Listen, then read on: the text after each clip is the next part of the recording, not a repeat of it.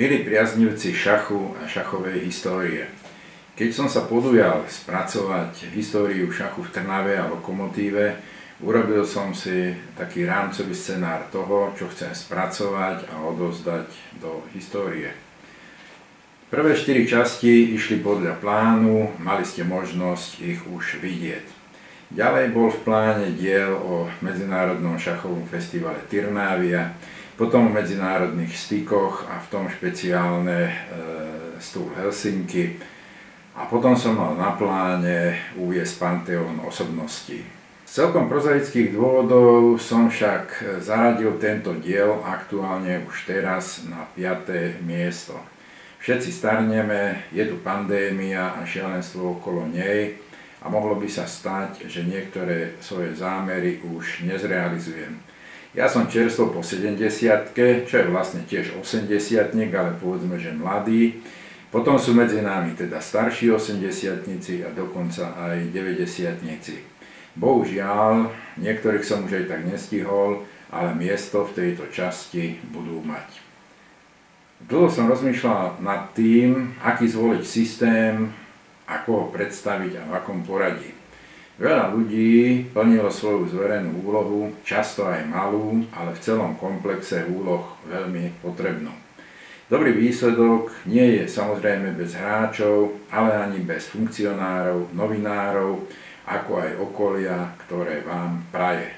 Stál som pred otázkou, o čom hovoriť pri dotyčnej osobe, ktoré informácie sú tie najvýstižnejšie a najdôležitejšie, ktoré úspechy treba pripomenúť a vyzdvihnúť, ako popísať dobu, v ktorej sme žili tak, aby aj mladší diváci pochopili, že nerozhoduje doba, ale rozhodujú ľudia.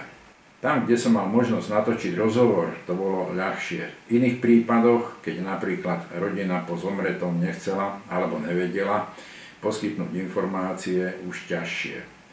Ako sa mi to všetko podarilo, je na úvahe diváka. Samozrejme, názorov ako vždy môže byť veľa.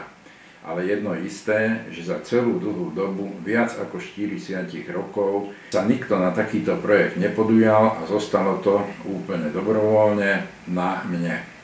Vlastne ani nie tak celkom dobrovoľne, motív bol v mojich stretnutiach s Vladom Hagarom, a hlavne tým posledným pred smrťou, kde mi odovzdal svoje a získané nadobudnuté archiválie so slovami, že som pre neho jediný človek, komu ich môže zveriť.